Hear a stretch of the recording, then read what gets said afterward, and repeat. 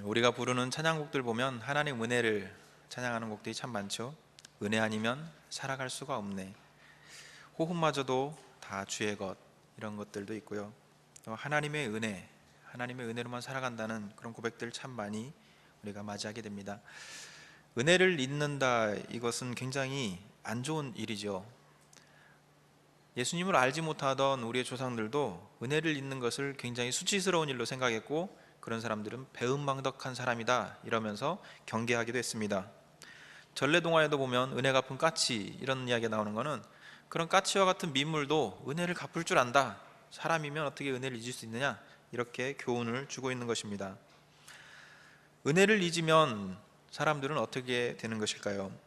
오늘 우리가 읽은 이 본문을 통해서 은혜를 잊은 사람들이 어떻게 변화되고, 우리가 또 그를 통해서 우리를 어떻게 또 단속하고 은혜를 잊지 않을지 배울 수가 있습니다. 은혜를 잊은 사람들에게는 세 가지 특징이 있습니다. 첫 번째 특징이 무엇이냐면 바로 교만해진다는 것입니다. 교만해진 사람은 남의 말을 듣지 않고, 남이 아무리 바른 말을 해도 그것을 거부합니다. 듣지 않습니다. 바로 그게 은혜를 잊은 사람의 첫 번째 특징입니다. 대표적으로 권력을 가진 사람들이 이런 은혜를 잊고 교만해지는 경우가 많이 있습니다. 권력이라는 것은 남을 움직이는 힘을 말하는데요, 대표적인 권력자, 최고의 권력자는 바로 왕을 들 수가 있습니다. 왕은 나라를 통치하는데 백성들을 움직인다는 것이죠. 사람들을 자기 마음대로 움직일 수 있다는 것입니다. 그런데 바로 이 왕이 잘못된 길을 가게 되면 그 밑에 백성들은 정말 험난한 삶을 살 수밖에 없습니다. 중국에서는 고대 태평성대라고 불리던 시대로 요순시대를 이야기하는데요, 이 요순시대는 요임금 시대와 순임금 시대를 합쳐서 그렇게 부릅니다. 당시가 태평성대라고 불릴 수 있었던 여러 가지 이유들을 꼽을 수 있지만, 중요한 이유 중에 하나는 바로 이 왕이 백성들의 말에 귀를 기울이는 그런 정치를 펼쳤다는 것입니다. 요임금은 자기의 독단적인 그런 정치적인 그런 것을 할 것을 우려해서 큰 북을 하나 세워두고 사람들이 언제든지 와서 그 북을 치면 그 왕이 가서 그 말을 들어주는 그런 제도를 실행했다고 합니다. 이렇게 권력을 가진 사람이 남의 말에 귀를 기울인다는 것은 교만하지 않다라는 뜻입니다. 근데 반대로 교만해진 사람은 남의 말에 귀를 기울이지 않습니다. 우리나라도 독재 권력이 있었던 시절에는 제일 먼저 그 독재자가 하는 일은 언론의 입을 틀어막는 그런 일이었습니다. 남의 말을 듣지 않고 자기 마음대로 하려는 그러한 속셈인 것입니다. 이스라엘 왕들도 이렇게 자기 뜻대로 교만한 마음을 품게 되면 제일 먼저 사람들의 말을 듣지 않게 되는데요, 누구의 입을 틀어막냐면 바로 선지자들의 입을 틀어막았습니다. 이스라엘 왕들에게는 항상 바른 길을 제시해 주는 사람들이 바로 이 선지자들이었습니다. 선지자의 말을 귀담아 듣는 왕은 바른 길로 걸어가게 되었습니다. 우리가 다윗 왕을 굉장히 훌륭한 왕이라고 그렇게 평가하고 있지 않습니까? 근데 이 다윗 왕의 훌륭한 점은 아무런 잘못을 짓지 않은 그런 것이 아니라, 잘못을 했을 때 선지자의 말을 듣고 잘못해서 돌이켜 돌아왔다는 것입니다. 정말 끔찍한 죄를 지었음에도 불구하고 그가 그것을 회개하고 돌이켰을 때 하나님은 용서해 주셨습니다. 많은 사람들은 선지자들의 말에 귀 기울이지 않고 자기의 하고 싶은 대로 하였기 때문에 그들은 바로 교만한 자였고, 그들은 바로 남의 말에 귀를 기울이지 않는 그러한 은혜를 잊은 사람이 되었다는 것입니다. 오늘 이 말씀을 전하는 아모스 선지자는 남왕국 유다의 출신 사람입니다. 그런데 북왕국에 가서 말씀을 전하고 있습니다. 북왕국에도 분명히 선지자가 많이 있을 것이고 하나님의 말씀을 잘 알고 있는 사람들이 많을 텐데, 왜 아모스가 굳이 옆나라까지 가서 그곳에 가서 말씀을 전했냐면, 그 12절에 그 이유가 나와 있는데요, 그러나 너희가 나실 사람으로 포도주를 마시게 하며 또 선지자에게 명령하여 예언하지 말라 하였느니라. 북왕국에서는 선지자들이 말할 기회가 없었고 그들은 입이 틀어막혀져 있었다는 겁니다. 하나님께서는 그곳에 이 아모스를 보내셔서 그들에게 말씀을 전하게 하셨습니다. 하나님의 은혜를 잊은 자들에게 하나님의 은혜를 다시 깨우쳐 주기 위해서 하나님의 말씀을 그들에게 전한 것입니다.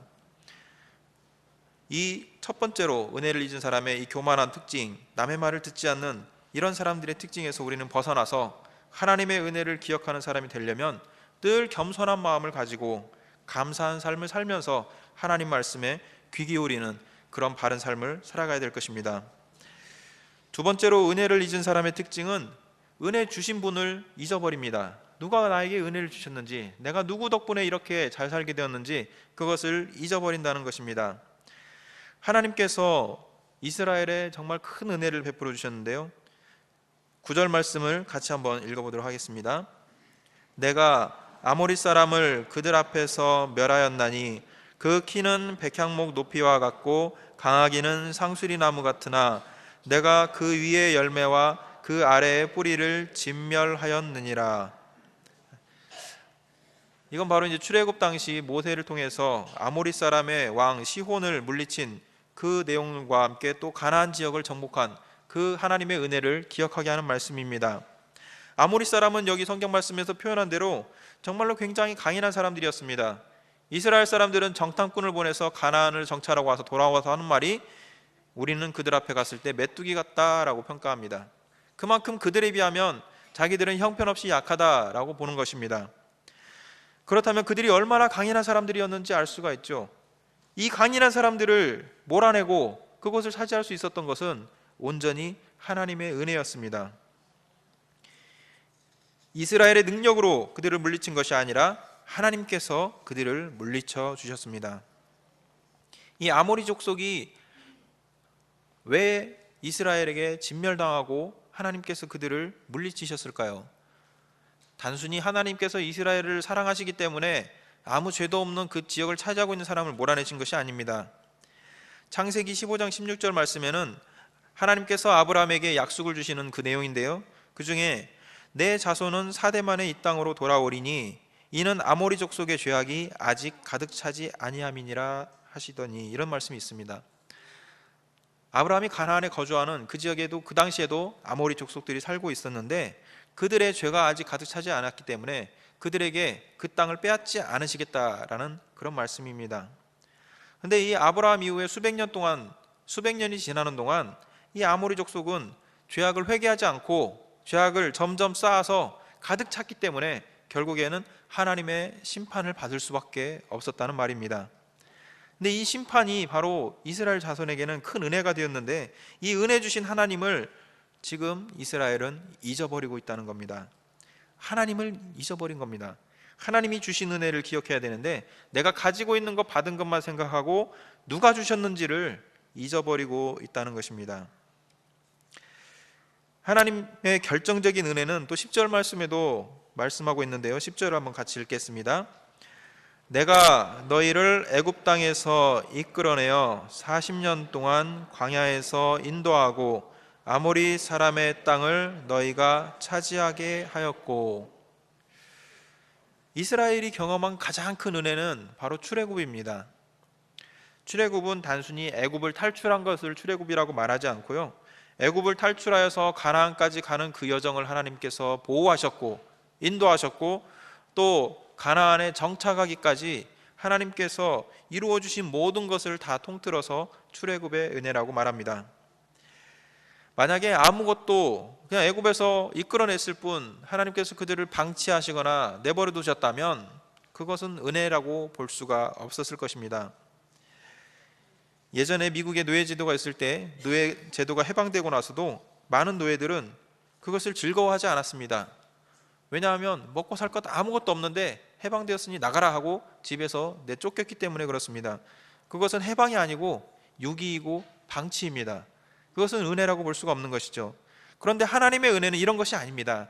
하나님은 우리가 정착해서 살 땅을 이미 준비해 주셨고 그곳까지 가는 길을 안전하게 보호해 주셨고 그곳을 차지할 수 있도록 힘을 주셨고 그곳을 차지하던 강대한 민족을 몰아내는 모든 은혜를 포함하고 있었던 것입니다. 그런데 이 하나님을 잊었다는 것입니다. 그 은혜 주신 하나님을 잊었다는 것입니다. 하나님께서 말씀하시는 중에 보면 9절하고 10절 말씀 보면 특별히 내가 그렇게 했다, 여기서 내가는 바로 하나님입니다. 내가 그렇게 했다. 왜 나를 잊어버렸느냐? 내가 너희에게 준 은혜를 왜 잊어버렸느냐? 너희가 받은 것만 생각하고 내가 준 것을 잊었다. 이렇게 하나님이 말씀하고 있습니다. 은혜를 잊은 사람의 두 번째 특징은 누가 그 은혜 줬는지 은혜 준 사람을 잊어버린다는 것입니다. 우리는 내 삶에서 받은 조그마한 은혜, 큰 은혜, 모든 것들 하나하나 하나님께로부터 온 것임을 절대로 잊지 않아야 될 것입니다. 하나님의 은혜를 기억하는, 하나님을 기억하는 그러한 성도들 되시기를 축복합니다. 은혜를 잊은 사람의 세 번째 특징은 자기뿐만 아니라 다른 사람들까지도 부패하게 만든다는 것입니다. 하나님께서는 이스라엘을 가나안 땅에 정착하게 하시고 그들 가운데에서 선지자와 나시린을 세우셨습니다. 선지자는 하나님의 말씀을 기억하고 또 전파하는 사람이 바로 이 선지자입니다. 나시린은 하나님께 특별한 서원을 드린 사람입니다. 그래서 남들은 누리고 즐기는 것들을 다 제하고 그리고 경건한 삶을 살기로 다짐하는 사람입니다. 나시린에게 금지된 것들은 여러 가지 있지만 그 중에 대표적인 것 두 가지를 꼽자면, 하나는 포도와 관련된 것, 포도주나 포도즙, 포도도 먹지 않는 것이고, 두 번째로는 시체를 만지지 않는 것입니다. 첫 번째 일을 기억하려면 잔치집에 가면은 당시 포도주는 음료수였습니다. 그것을 먹지 못하는 겁니다. 그러니까 잔치 자리, 즐거움의 자리에 마음대로 가지 못합니다. 두 번째로 시체를 만지지 못한다는 것은 죽음의 자리, 전쟁터에도 쉽게 나가지 못하고 나라를 위해서 헌신하는 그 자리에 가서 공을 세우고 높아지는 그런 기회를 잃게 됩니다. 또 자기 친족이 죽었을 때도 그 장례를 스스로 수습하지 못하는 그런 약점이 있습니다. 그럼에도 불구하고 자기의 삶을, 자기의 불편함을 감수하고 자기의 모든 것들을 다 하나님께 드리겠다라는 서원이 바로 이 나시린의 서원입니다. 하나님께서 이스라엘 중에 선지자를 세우시고 나시린을 세우신 것은 하나님의 법을 기억하고 하나님의 말씀을 정말로 하나님의 사람답게 경건하게 사는 모델을 세워주셔서 말씀을 듣고 나는 저 나시린과 같이 살지는 못하지만 하나님을 저렇게 경외하면서 사는 삶의 모델은 본받아야겠다, 이런 삶을 살 수도 있도록 인도하신 것입니다. 그런데요, 이스라엘은 이 은혜를 잊어버리다 보니까 자기뿐만 아니라 그렇게 사는, 하나님의 법대로 사는 그 사람들마저도 미워하면서 선지자에게는 예언하지 말라, 나시린에게는 너 포도주 먹어라, 이렇게 하면서 그들마저 함께 부패하도록 만들었다는 것입니다. 은혜를 잊은 사람은 자기뿐만 아니라 주변 사람들까지도 이렇게 부패하게 만들어갑니다. 하나님의 말씀을 선포하지 못하게 하고 하나님의 뜻에 맞는 삶, 하나님께 드려진 삶을 방해하면서 그들이 하나님을 잊어버리는, 은혜를 잊어버리는 그런 모습을 보게 됩니다. 이 모습을 하나님께서는 이렇게 보십니다. 너희가 아모리 족속과 다름이 없어졌다. 내가 아모리 족속을 진멸하고 심판해서 그들을 완전히 끊어내버렸는데 지금 너희의 모습이 아모리 족속과 같다. 하나님께서 이 구절 말씀에 이스라엘에게 아모리 사람들을 특별히 언급하신 이유는 너희가 지금 이 땅에 살던 그 아모리 족속의 죄를 반복하고 있다라는 지적입니다. 하나님의 은혜를 잊어버린 이스라엘은 가나안 족속과 하나 다름이 없는 그러한 사람들이 되고 말았습니다. 아모스 선지서를 아모스서를 쭉 보면은요, 처음에 아모스는 이웃 나라들에 대해서 그들의 죄로 인해 심판받을 것을 말합니다. 그 다음에는 이스라엘과 좀 더 가까운 친족 관계에 있는 나라들에 대해서 그들도 죄를 지었으니 심판받는다. 그 다음에는 형제라고 할 수 있는 남유다도 그들이 죄를 지어서 심판받는다. 여기까지 들었을 때 아마 이스라엘 사람들, 그 북왕국에 사는 사람들은 그래, 우리의 경쟁자들은 다 저렇게 죄를 짓고 타락한 가운데 있고 우리는 이렇게 번영하고 잘 살고 있으니 우리는 축복받은 것 아닌가, 이렇게 짐작했을 것입니다. 그런데 아모스 선지자는 결정적으로 마지막으로 이스라엘에 대해서 가장 강력한 심판의 메시지를 선포하고 있습니다. 왜 그렇습니까? 그들이 은혜를 잊어버렸기 때문입니다. 하나님의 은혜를 잊고 교만하여져서 선지자들의 말을 듣지 않고 하나님의 말씀을 기억하지 않았기 때문입니다. 하나님의 은혜를 잊어버렸기 때문에 그들은 이제 타락의 길로 접어들었습니다. 역사의 주관자이신 하나님을 잊어버렸습니다. 그리고 하나님의 말씀대로 살아가는 사람들을 오히려 핍박하고 그들이 하나님의 말씀대로 살아가지 못하도록 그렇게 괴롭히는 그러한 삶을 살게 된 것입니다. 우리에게도 오늘의 이 말씀은 너무나 뼈아프게 다가옵니다. 한국이 받은 은혜, 우리나라가 받은 은혜가 얼마나 크고 감사한 것입니까? 그런데 우리가 은혜를 잊어버렸기 때문에